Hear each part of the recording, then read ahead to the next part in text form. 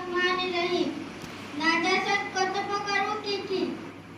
নাজাসাত দুই প্রকার। নাজাসাতে গলিজা গাঢ় নাজাসাত, নাজাসাতে খফিফা হালকা নাজাসাত। কয়েকটি নাজাসাতে গলিজা ও নাজাসাতে খফিফার নাম বলো। কয়েকটি নাজাসাতে গলিজা যেমন পেশাব, পায়খানা, রক্ত, পুজ, বমি ইত্যাদি।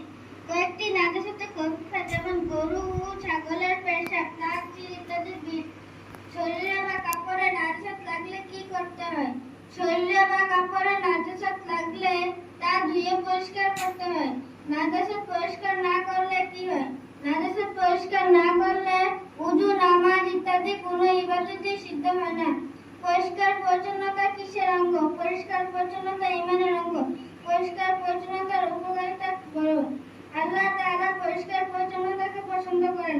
পরিষ্কার পরিচ্ছন্নতা থাকলে আল্লাহর সন্তুষ্টি লাভ হয়, মন খুশি থাকে, মানুষ ভালোবাসে, বিভিন্ন রোগ থেকে দূরে থাকে। অপবিত্রতা অপরিচ্ছন্নতার ক্ষতি বলো।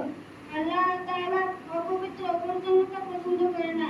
অপবিত্র থাকলে আল্লাহর অবাধ্য হতে হয়। অপরিচ্ছন্নতা থাকলে শরীর দুর্গন্ধ হয়, মানুষ ঘৃণা করে